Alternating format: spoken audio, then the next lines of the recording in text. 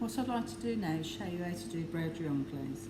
Now, broderie anglaise technique comes from material, so the idea is taken from material, and this is an example. You can see that the holes have been punched out in the material, and then stitches have gone around the hole to stop the ribbon the material fraying. It's a lovely technique. It's very old-fashioned technique, but it's a technique that's in fashion in clothes at the moment, and it's in fashion on cakes. This technique is very easily incorporated into sugar, and the equipment I need, I'll show you the equipment, is a paintbrush, scriber, a cell pin, and if possible a cutter. So this is a broderie anglaise cutter. Now, when the technique's finished, whether you can see this around here, this is the technique, and if you can see, it's got the holes and it's got piping round, so we pipe around it instead of stitching. That represents the stitches. There's lots of designs, lovely designs you can get online. So I can take the designs from patterns, I can take it from material, and what I've done, I've drawn out a pattern that I want to put on the board. So I've had the board covered up because this needs to be done while the sugar paste is still soft. So this board can represent a top of a cake, side of a cake, or a decorated plaque. So I'm taking that off now as I'm working on it. So I would place my greaseproof paper with my pattern on the board. I would then take my scriber and I would pinprick where I want the pattern to be. Now, yes, you can do it freehand, but the problem if you do anything freehand, it might not come out quite as neat as you intend. So that pattern can be used all the way around a cake. So now, I'm not sure whether you can see that pin pricking. I can use a scriber to make the pattern. So I'm going to use a scriber to go where each pinprick is and make the centre.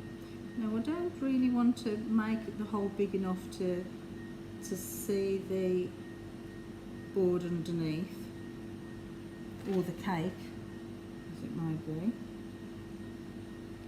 I just want to press it in.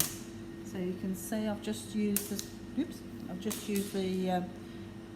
scriber there to make the patterns. For a teardrop, I can use the scriber again, but I can use it slightly at an angle. So I'm just following the pattern of the dots. So you can see there I've embossed the pattern into the board, and the flower in the centre has got just a circle in the middle, and the tool, if I can hold it a little bit better for you, just at an angle to press it in.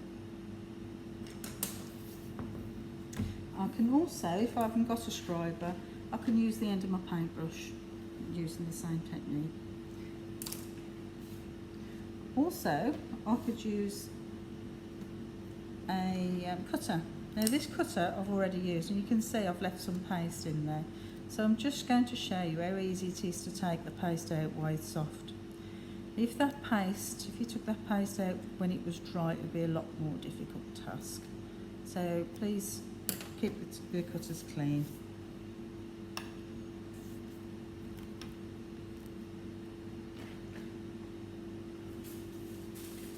What I've done next is I've rolled out some paste,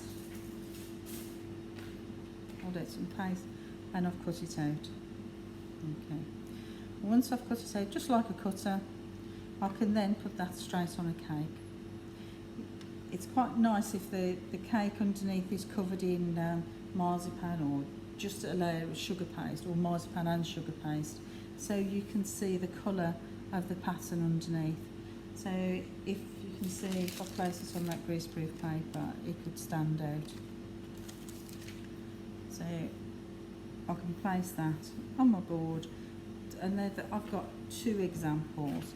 I've got an example one, broderie anglaise, with using a cell pin, or two, using a cutter. But as well as a cutter, I could use a cell pin as well, so I could combine the two skills.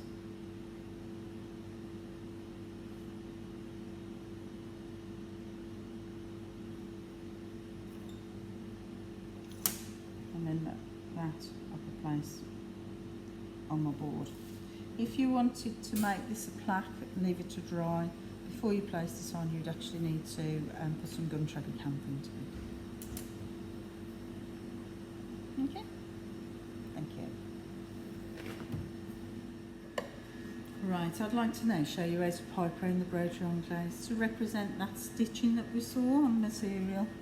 So I've got here, I've put it on a turntable to make it a little bit higher, so I'm comfortable piping, which is always important. Palette knife, paintbrush, a number 1 piping tube, and my rye lysing. Now I've got a bag, so I'm going to use a number 1 small bag. It's a small piping tube. Number 1's a very tiny one. You need a small bag, and then you need to fill it with a small amount of rye lysing. And people always think that's not going to be enough, but I'll have enough there for at least a 5-tier wedding cake. You'll find that your rye lysine, when you're using the small tubes, will start to go dry before you finish it. So you might need to renew it if you're doing a lot of piping. If you find the paper's in the way, just rip it and take it off.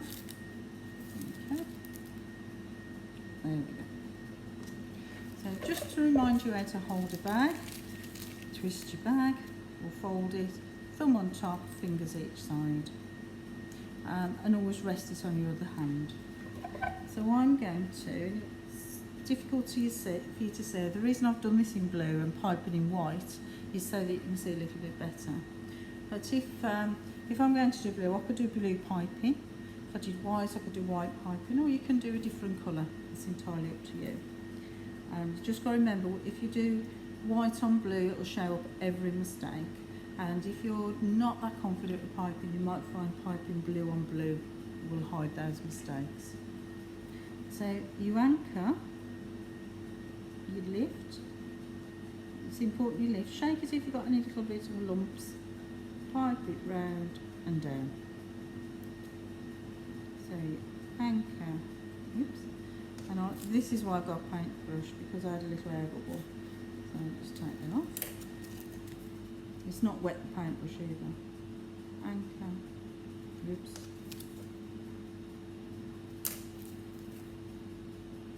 Anchor, lift, round and down. So you're piping just on that very edge of the hole.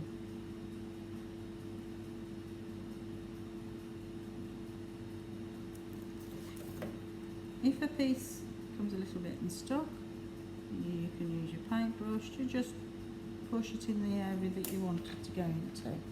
So you can see how I've piped right on the edge. Now there's a tip here. When you are doing your holes with your tools, don't get them too small and don't get them too close together, because if you do, when you come to pipe, you'll find you'll run out of room and it will look messy. You do need to make that pattern with gaps in between.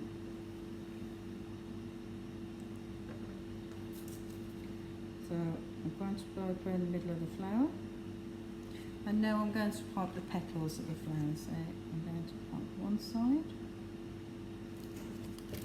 like that, and then the other side. And this is really good piping practice for you to do.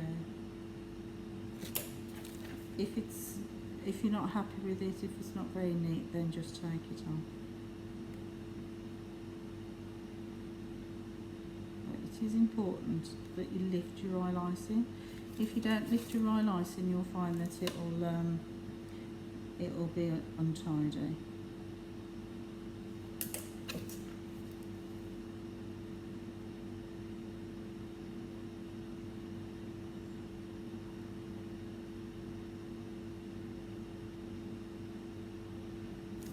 And don't forget, you can use your paintbrush to tidy up as you go. I'll never pipe without having a paintbrush on hand. And you can see there. Now that looks quite plain. Though a lot of Braggio Anglaise work has a lot of embellishment. So what I could do is pipe some little dots, little micro dots in between. And that just makes it a little bit more detailed. Now if those dots have any points on them, just get your brush and just flatten it down. Now I could add more pattern to this. So I could put a little dot at the end of each petal, for example.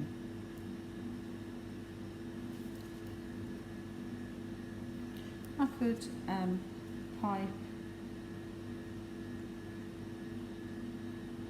a few dots just to finish.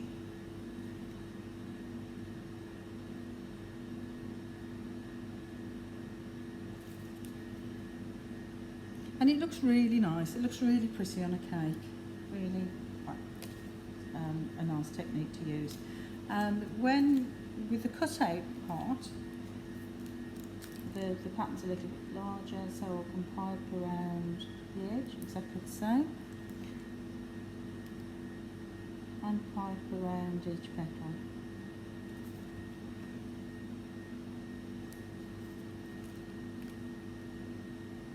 This is better left to dry. Mine's actually soft and I'm making a few indents as I'm piping, but it is better to leave it to dry before you pipe on it. And as I'm piping, I don't know whether you can see that I'm lifting it up a little bit. If the piping work's not going in the right place, I can lift it up and place it down again. You can't do that if you drag your right icing. You can see I can move it around.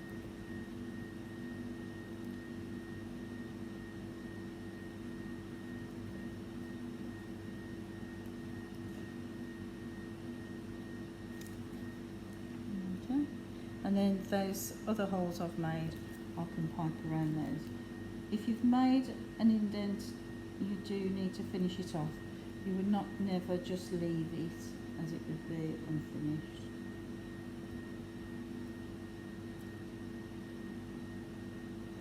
And again, use your brush. None of us are perfect. You can always tweak it.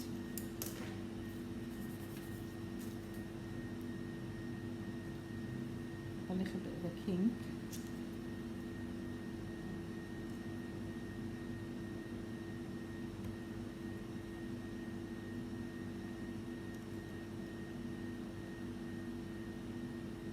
There we go. So that's Braggio Anglaise.